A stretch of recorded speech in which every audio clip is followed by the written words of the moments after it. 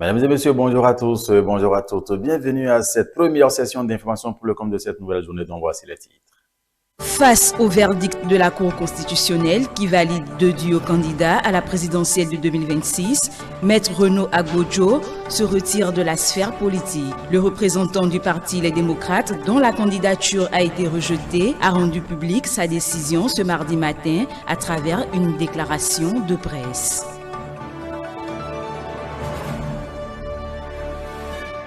Ouvert le 27 octobre 2025 à Cotonou, le sommet Climate Change Afrique 2025 réunit les principaux acteurs non étatiques du climat autour du thème « Énergie renouvelable, adaptation et biodiversité, enjeux et perspectives ». Retour sur la première journée de cette rencontre d'envergure internationale dans ce journal. Dans cette édition, nous irons également à la rencontre des producteurs, transformateurs et artisans à la foire du consommation local qui tend à sa fin.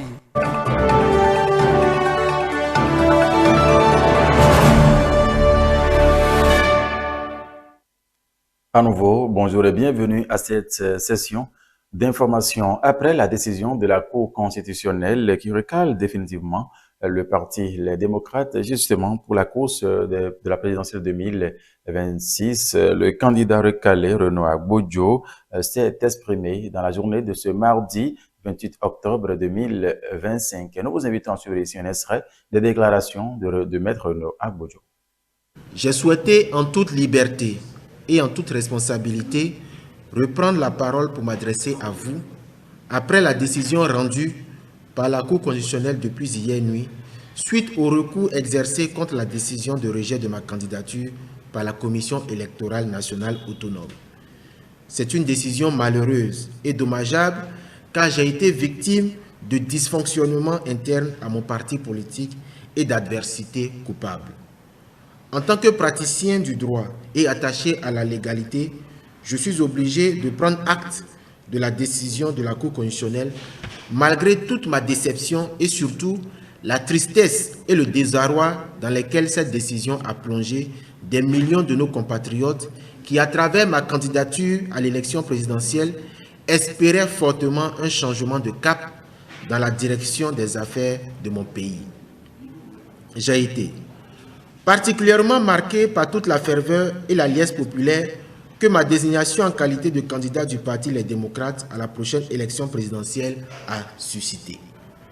Je vous en suis infiniment reconnaissant. À titre personnel et en tant que chrétien et homme de foi, je n'éprouve aucune rancœur et aucun ressentiment à l'égard de qui que ce soit, notamment l'honorable Sodino Michel, à qui j'exprime mes regrets. J'invite le peuple béninois à en faire de même et à ne poser aucun acte de violence ou de représailles afin de préserver la paix sociale et la concorde. Tout ceci fera partie malheureusement de notre histoire commune, car cette élection, comme d'autres, ne sera pas inclusive et consensuelle malgré les directives données par les pères fondateurs de l'historique Conférence nationale des forces vives. Mais nous devons préserver la paix et utiliser toutes les voies de dialogue possibles pour le règlement de nos différends. Tirant les leçons de toute cette expérience exaltante, au cours de laquelle j'ai pu défendre des hommes et femmes politiques de premier plan pendant près d'une décennie pour le respect des libertés et de la démocratie, je pense, après moult réflexions, qu'il est peut-être temps de faire une pause. Je voudrais donc annoncer mon retrait de la vie politique béninoise pour quelque temps, afin de me consacrer beaucoup plus à ma famille, à mon cabinet et à mes proches. C'est une décision extrêmement difficile, mais longuement réfléchie. Je voudrais en outre, et avant de conclure, m'adresser aux candidats retenus par la Sénat pour la prochaine élection présidentielle du 12 avril 2026 et particulièrement aux plus jeunes de ces candidats. Monsieur le ministre d'État, Romuald Wadani, votre responsabilité dans la conduite de la destinée du Bénin sera grande. Vous êtes brillant et compétent. C'est un secret de polichinelle. Mais le peuple béninois reste et demeure attaché à la liberté, à la justice sociale et à la réconciliation de tous ses fils privés de liberté et contraints à l'exil. Je vous exhorte, en cas de victoire, et c'est tout le mal que je vous souhaite, de mettre tout en œuvre afin de réunir toutes les sensibilités politiques, économiques et sociales autour d'une même table pour une réconciliation vraie et sincère et pour le bonheur des Béninois. C'est donc un extrait des déclarations justement du maître Renaud Agbojo, candidat recalé du Parti Les Démocrates pour la présidentielle de 2026 en République du Bénin. Il faut dire que quelques heures après cette déclaration de maître Renaud Agbojo, quelques militants du Parti Les Démocrates se ont donné de la voix à travers une déclaration. Eux aussi, nous vous invitons à suivre ici le représentant justement de ces militants, Patrick Divo, dans cet extrait. Le Parti Les Démocrates a nourri l'ambition de conquérir le pouvoir politique pour promouvoir ses valeurs et redresser l'action publique sans compromettre les acquis des régimes successifs qui ont eu la charge de présider au destin de notre pays. Mais hélas, l'opportunité de faire nos preuves ne nous sera pas offerte et notre parti n'exercera pas le pouvoir d'État durant le quinquennat à venir. Si nos dysfonctionnements internes, nos guerres de leadership et nos autres faiblesses en sont les causes, il n'en demeure pas moins que c'est l'adversité farouche de nos vis-à-vis qui a fini par avoir raison de nous au point où notre participation effective et notre succès éventuel aux élections législatives et communales qui s'annoncent s'avère très difficile. C'est conscient de cette situation que le candidat titulaire du duo LD Maître Agbojo-Renaud a décidé de s'adresser au peuple béninois en invitant au nom de la République à s'inscrire dans une démarche de paix, de concorde et de l'unité nationale en vue d'un développement harmonieux de notre pays. Il a par ailleurs attiré l'attention du duo conduit par le ministre d'État, Romy Anouadaï, sur la grande responsabilité qu'il a à conduire les destinées de notre pays durant les 5 prochaines années. Cependant, notre idéal ne mourra pas. Il ne sera ni rangé, ni mis en veille. Il constitue un besoin pressant pour les populations et le devoir nous commande de continuer sa promotion par tous les moyens républicains possibles. Il ne sera ni rangé ni mis en veille. Il constitue un besoin pressant pour nos populations et le devoir nous recommande de continuer sa promotion par tous les moyens républicains possibles. Nos personnes importent peu et l'exercice du pouvoir d'État par soi-même n'est pas l'unique voie de contribution à l'amélioration et à l'efficacité de l'action publique. Nous continuerons de porter à l'oreille de tout gouvernant notre idéal et notre responsabilité. Dans les circonstances actuelles où le pouvoir d'État doit résolument changer de main, notre responsabilité politique et citoyenne nous exige de souhaiter que le processus en cours aille à son terme dans la paix, la concorde et que les deux duos restés en course ne perdent pas de vue les attentes sociales du plus grand nombre d'entre nous. C'est donc Patrick Divo, le représentant justement des militants qui ont tenu une déclaration de presse juste après celle du candidat recalé, Maître Renaud Agbojo. Nous allons continuer cette édition ici ce matin pour l'avenir du parti Les Démocrates et sa jeunesse. Agapit Napoléon Manforican invite le Dr Thomas Boniaï à poser un acte courageux. Nous vous invitons à suivre ici l'extrait du consultant politique Agapit Napoléon Manforican. C'est l'occasion pour le président Boniaï de s'ouvrir et de permettre aux jeunes avec lesquels il est. Parce que je l'ai dit sur notre plateau, quand vous les regardez, ils sont si jeunes par rapport au FTBE originel. Les tenanciers du yaïsme, comme on peut le dire en griffe, ne sont plus là, ils ne sont plus avec lui. Il reste quelques-uns, Tigri, Alassani, et Azatassou, et l'ambassadeur Akadiri, quelques-uns d'autres. Mais la plupart se retrouvent dans l'UP, le Renouveau, dans le BR, dans l'UDBN, Renaissance nationale. Voilà les tenanciers. Donc, du coup, d'autres sont dans la FTBE et version Olympe. Donc, vous voyez que, en fait, le Gabon, il est entouré de beaucoup plus de jeunes. Il faut qu'il permette à ces jeunes de faire leur expérience politique. En 2019, le parti n'a pas pu présenter les candidats législatifs parce que le président Yahi était dans une posture, toujours une sorte de posture vindicative vis-à-vis du président Talon. Je pense qu'il faut qu'il lâche prise et qu'il permette aux jeux de se dérouler. Ce qui s'est passé là est déplorable. On peut tout dire de Soldino, mais il est évident que si vous-même vous n'avez pas laissé des brèches, vous n'avez pas ouvert des brèches, l'ennemi ne va pas regarder chez vous. Et ce débat sur l'autoparrainage est le déclencheur d'un problème au sein de ce parti-là. Donc, qu'il n'ait pas cherché d'autres personnes ailleurs. Alors, moi, ce que je suggérerais vraiment très humblement à ce parti, c'est qu'ils aillent, ils saisissent la balle au bon, la balle que le chef de l'État, Patrice Talon, a lancée au vol devant Guy Bitokbe, secrétaire à la communication du parti et des jeunes du parti, le 28 juillet dernier, en disant, mais à quoi on s'oppose? Patrice Talon ne sera plus candidat. Donc, on s'oppose à quoi? Retrouvons-nous, regroupons-nous, on est les mêmes.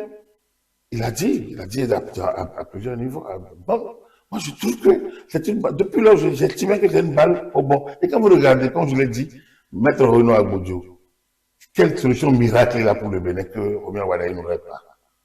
Donc, moi, je pense qu'il faut quitter les postures d'affrontement pour soutenir carrément le duo, et pour le moment de la continuité, comme on peut le dire, le duo du Bénin nouveau. Et donc, s'ils ont un contenu, ils peuvent ajouter au programme de Président Ouattara, par exemple, ou alors choisir un autre duo, l'autre duo, il y a deux duos. Moi, je conseillerais de choisir le duo qui est plutôt l'autre. Mais on n'est pas en campagne encore électorale, donc je dirais simplement qu'ils ont deux duos. Il faudrait peut-être qu'ils choisissent un des deux duos.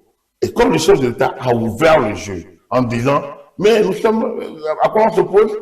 Quand vous regardez les deux duos actuels, le duo Mpé a estimé que dès la même, pour 2026, eux, ils voudraient bien, disons, collaborer avec le pouvoir. Ils veulent de la majorité présidentielle. Et ils ont fait un accord de gouvernance pour être là où ils sont. Donc ça veut dire qu'en réalité, on ira aux élections avec un duo qui est là, mais où l'un gagne, l'un va collaborer avec l'autre. Pourquoi? Moi, je suggère que le Parti de la démocratie joue cette dynamique pour que, dès que l'un va gagner, entre le duo Mpé et le duo Wadaï, ensemble, ils bâtissent le Bénin de demain. Ça, c'est au niveau de la présidentielle. Moi, je le souhaite vivement.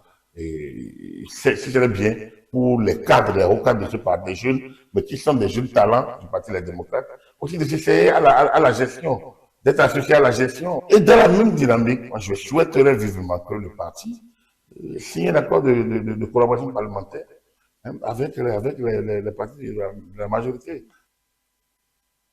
Revenons à la décision de la Cour constitutionnelle proprement dite. L'institution saisie de plusieurs recours, dont un duo candidat du Parti Les Démocrates qui conteste la liste provisoire des candidats à la présidentielle, a rendu son verdict. La Sénat n'a violé aucune loi en publiant cette liste que la Cour a validée dans sa décision. Mathieu Boko pour plus de détails. Ce sont deux binômes qui ont été jugés conformes aux exigences du code électoral, notamment en matière de parrainage et de complétude des dossiers par la Cour constitutionnelle. En revanche, 3 autres candidatures ont été rejetées pour irrégularité ou incomplétude, dont celle du duo soutenu par le Parti Les Démocrates qui n'a pas pu réunir le nombre requis de parrainage à cause du retrait du député Michel Sodino. Considérant le recours de M. Bonaventure Lodjou, qui expose que dans le cadre de l'organisation de l'élection présidentielle du 12 avril 2026, les 28 élus du Parti Les Démocrates se sont rendus au siège de la Sénat pour retirer sur invitation de celle-ci le formulaire de parrainage des candidats, qu'immédiatement après ce retrait, ils se sont rendus au siège de leur parti politique où ils ont librement remis leurs 28 formulaires signés de chacun d'eux au président du parti aux fins de parrainage du duo candidat désigné par leur formation politique, conformément aux dispositions du code électoral.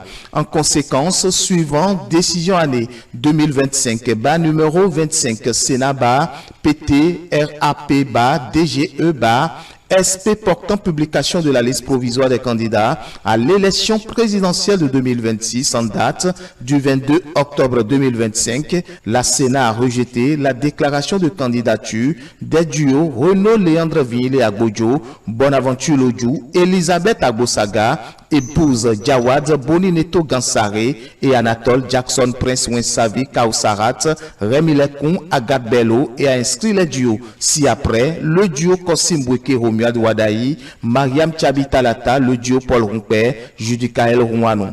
Considérant qu'après examen des contestations de la liste provisoire et épuisement du contentieux, cette liste étant établie conformément à la loi, la Cour constitutionnelle convient de la déclarer irrégulière, de dire et juger que sont aptes à être candidats à l'élection présidentielle du 12 avril 2026, sous réserve des résultats de la liste médicale, M. Kosim Bweke Romuald Wadaï, candidat au poste de président de la République, et Mme Mariam Tchabitalata, candidate au poste de vice-présidente de la République. M. Paul Rompé, candidat au poste de président de la République, et M. Roch Judicaël Rouanou, candidat au poste de vice-président de la République, ordonne en son article 1er la jonction des recours enregistrés sous les numéros 2196-450-REC-25 197-451 REC-25 2198-452 REC-25 et 2199-453 REC-25 sous le 2196-450 REC-25. Se déclare en son article 2 compétente pour examiner le recours formé par M. Bonaventure Jude Lodjou, déclare en son article 3 irrecevable le recours formé par M. Renaud Léandre Agbodjo et Bonaventure Lodjou, déclare aussi irrecevable les recours de M. Abibou, Wouroukoubou et Karim Gondi en son article 4, dit en son article 5 que la Cour se saisit d'office, dit en son article 6 qu'il y a autorité de choses jugées en ce qui concerne la violation de certains droits fondamentaux par l'ordonnance du président du tribunal de première instance de première classe de Cotonou, dit en son article 7 de la décision que la Commission électorale nationale autonome n'a violé ni le code électoral ni la Constitution, et arrête en son article 8 la liste définitive des duos de candidats à l'élection présidentielle du 12 avril 2026 sous réserve de l'examen médical prescrit par la Constitution. Conformément à l'article 44 de la Constitution, les candidats devront se soumettre à une visite médicale obligatoire. Le collège médical, composé de 3 spécialistes, psychiatres, cardiologues, internistes, a déjà été installé et a prêté serment devant la Cour constitutionnelle. Leur mission, évaluer l'aptitude physique et mentale des candidats à exercer les fonctions présidentielles. Et à l'issue de ce verdict, l'un des avocats du Parti Les Démocrates s'est confié à notre micro. Suivons ici les impressions de Maître Fadé au micro de Mathieu Kolawole-Boko et de Bonaventure à l'Orient. Ce qu'il faut retenir de la décision, c'est que dans un premier temps, la Cour a déclaré irrecevable certains recours, soit pour être intervenu hors délai, soit pour défaut de qualité de certains requérants. Pour le reste, la Cour s'est auto-saisie quand même de certains moyens, surtout en ce qui concerne la violation des droits fondamentaux. Et sur ce point, la Cour a décidé de statuer d'office sur ces points, mais a rejeté les recours qui ont été formés. La Cour a déclaré recevable le recours de M. Bonaventure Jules de Lodjou parce que c'est intervenu dans les formes et délais légaux. La décision de la Sénat a été notifiée le jeudi à 10h30 au siège du parti. Son recours est intervenu à la Cour constitutionnelle le samedi à 10h20. Donc il est resté dans les délais légaux pour que son recours soit déclaré recevable. Les autres, il y a le recours de M. Karim Goundi et le recours de M. Ouroukoubou Abibou qui ont été déclarés irrecevables parce qu'ils n'avaient pas la qualité de candidat. En plus, les 10 recours sont intervenus hors du délai prévu par la loi. Donc ce sont ces écueils-là qui ont fait que leurs recours ont été déclarés irrecevables. La suite, malheureusement, c'est que du point de vue de la décision de la Cour, le Parti Les Démocrates ne peut pas présenter de candidat aux élections présidentielles. C'est ce qu'il faut retenir. Il n'y a que 2 candidatures qui ont été retenues et vous avez suivi comme moi. Et la page est tournée. Désormais, le duo Wadayi Talata, Paul Onperok, Judicaël Onwano, dans la course pour la présidentielle de 2026 en République du Bénin. L'essentiel, c'est que le meilleur gagne et que la paix soit préservée au grand bonheur des paisibles populations de la République du Bénin. Nous allons passer à autre chose dans cette édition tôt ce matin, mesdames et messieurs. Le sommet Climate Change Afrique 2025 s'est ouvert ce 27 octobre 2025 à Cotonou, co-organisé par l'association Climate Change et la mairie de Cotonou. Cet événement rassemble les plus importants et les plus représentatifs acteurs non étatique du climat autour du thème énergie renouvelable, adaptation et biodiversité, enjeux et perspectives. Suivons ici le compte rendu signé France Kadia et Janvier Elette. Dans un contexte où le changement climatique représente un défi planétaire, le sommet Climate Change Afrique 2025 apparaît comme une aubaine pour ces acteurs non étatiques du climat. Venus des 4 coins du Bénin, de plusieurs pays d'Afrique et autres du monde, gouvernants locaux, entreprises, organisations de la société civile et chercheurs se retrouvent à Cotonou pour trouver collectivement des réponses à ce défi climatique majeur pour un avenir commun. Une action possible grâce à l'association Climate Change et à la mairie de Cotonou, co-organisateurs de l'événement.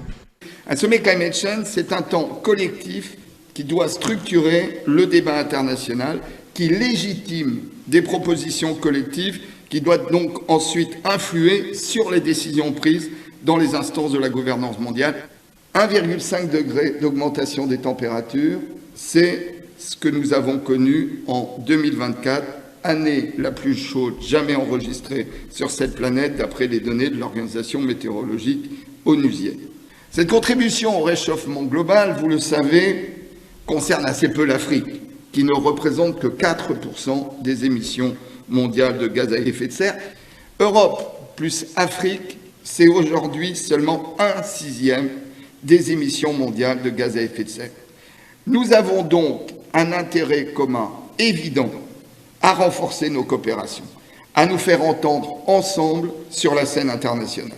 6e édition du sommet Climate Change Afrique, le sommet de Cotonou intervient après ceux de Agadir en 2017, Abidjan en 2018, Accra en 2019, Dakar en 2022 et Yaoundé en 2023. Une fierté pour le maire de la ville qui appelle à une mobilisation de fonds pour des solutions durables. Nos territoires, nos communes, nos jeunes ont des idées, des projets, des réussites. Il leur manque parfois des moyens d'en amplifier la portée. Chaque commune africaine doit pouvoir accéder au fonds vert, à des ressources transparentes, à une ingénierie adaptée à ses besoins. À nous de prouver que l'Afrique n'est pas le continent du retard, mais celui des solutions. À Cotonou, nous voulons faire entendre cette voix, celle d'une Afrique qui n'attend pas, qui agit et qui appelle le monde à investir dans ces solutions. Placé sous l'égide du ministère du cadre de vie et celui de la décentralisation, ce sommet est marqué par la présence de José Didier Tonato et Raphaël Akotenyon qui couronnent ces ministères. Le ministre de la décentralisation, qui a procédé à son ouverture, accentue son discours sur le thème retenu, à savoir énergie renouvelable, adaptation et biodiversité, enjeux et perspectives. Ce thème, plus qu'évocateur, est une interpellation de la conscience collective et de celle des dirigeants des villes du monde entier vers un développement intégré et durable, avec pour levier des valeurs qui nous sont propres. En choisissant ce thème pour l'édition 2025, vous avez bien voulu rappeler, entre autres, que le chemin de l'Afrique vers le développement durable passe par les 3 piliers essentiels que sont l'énergie propre pour alimenter nos ambitions, l'adaptation pour protéger nos territoires et la biodiversité pour conserver notre héritage naturel. En cette première journée, une plénière d'ouverture a permis de faire l'état des lieux des énergies renouvelables en Afrique et de nourrir des réflexions sur les stratégies à mettre en place pour les promouvoir. Ouvert ce 27 octobre, le sommet Climate Change Afrique 2025 s'achève ce 28 octobre avec la présentation d'une feuille de route de Cotonou sur les énergies renouvelables en Afrique afin d'accélérer l'adaptation et bâtir une Afrique résiliente. Nous reviendrons dans nos prochaines éditions sur la suite de ce sommet qui se poursuit dans la ville de Cotonou. Merci France Kadia pour ce compte rendu. Intéressons-nous à présent la foire artisanale pour cette nouvelle édition. Plusieurs artisans et transformateurs se sont retrouvés pour exposer leurs produits, partager leurs expériences et promouvoir une économie fondée sur la valorisation des ressources du pays. Une vitrine du génie béninois qui attire de plus en plus de visiteurs chaque année. Reportage Hermione Idou et Mohamed Seydou. La foire du consommation local bat son plein depuis quelques jours. Producteurs, artisans et commerçants venus de différentes régions exposent leurs produits pour séduire les consommateurs et valoriser la production nationale. Voilà, nous, notre stand, on a mis les chaussures en cuir, des véritables chaussures en cuir faites à la main par nos artisans. Bon, la clientèle, elle est mollo. Il n'y a pas assez d'engouement. Bon, je ne sais pas, c'est dû à quoi, mais la clientèle, elle est là quand même un peu. Nous, on est des habitués ici, et puis les clients nous connaissent, ils savent que nous, on amène des chaussures de qualité. Et bon, ceux qui payent reviennent toujours pour payer. Parce que les matières qu'on utilise, les matières de base, c'est les cures, les semelles, et puis de bonne qualité. Je vends du miel naturel. Nous avons 2 types de miel ici. Le miel d'anacade, issu de la plante d'anacadier, et le miel de menthe, communément appelé chasse-moustique. Donc ce miel aussi est issu de la fleur d'Iptis. Là, j'ai le gâteau de miel fraîchement récolté de la ruche, non extrait. Après ça, nous avons aussi la propolis. C'est un produit des abeilles aussi, qui traite plusieurs maux, tels que les maux de ventre, la diarrhée, la dysenterie, les brûlures, ainsi de suite. Je vends les chapeaux, je vends les pelles et les colliers traditionnels. Et puis les tenues traditionnelles aussi, un peu de tout. Il y a les bagues traditionnelles aussi, on vend beaucoup de choses ici. Les robes traditionnelles, ce qu'on a fait chez nous, il y en a plein. Les pailles coco donna, c'est ce qu'on a teinté nous-mêmes chez nous au Bénin. L'enthousiasme est aussi palpable côté visiteur. Entre curiosité et patriotisme économique, beaucoup se disent fiers d'encourager la production nationale. Nous sommes venus faire un tour au niveau du foire de marché Zongo pour venir acheter quelques ingrédients qu'on a besoin à la maison. C'est bien, tout est installé, on a tout à notre niveau, mais ce qui est bizarre, c'est que tout est cher actuellement. Et à travers des prix, voilà ce qu'on a demandé, on nous dit que la bouteille est à 2000 francs, ce qu'on avait l'habitude de prendre à 700, 800, donc les prix ont vraiment monté pour cette fois-ci. C'est pas mal, c'est propre, il y a des articles de qualité vraiment, des trucs faits de façon artisanale et qui sont quand même accessibles. les prix sont abordables. Je viens d'en prendre la preuve, c'est ça je tiens en main. La foire du consommant local, un rendez-vous économique et culturel qui confirme une fois encore que consommer local, c'est consommer responsable. Merci en tout cas pour l'équipe de Parakou pour ce reportage qui vient remettre en tout cas fait par des impressions des visiteurs des forains de cette fois du consommant local dans la ville de Parakou. Ainsi se referme cette édition. Merci infiniment de nous avoir suivis. Nous allons poursuivre la marche ici ce matin car votre émission La Matinale doit se poursuivre. Mais avant de prendre compte de vos rappelants et que toutes nos productions sont disponibles sur l'ensemble de nos plateformes digitales, notre site internet www.telebenin.com, notre chaîne YouTube Télé Bénin, la page Facebook Télé en direct, notre compte X et Télé en live, sans oublier l'application iOS et Android téléchargeable gratuitement sur Play Store. Vous pouvez mettre Télé tout simplement, cela vous permettra de nous suivre partout où vous êtes sur la planète Télé. Avec vous, pour vous, le meilleur reste encore à venir, rester donc Scotty. Nous sommes ensemble pour vous servir chaque fois et toutes les fois. Merci de nous avoir suivis une fois encore. Très bonne journée à vous.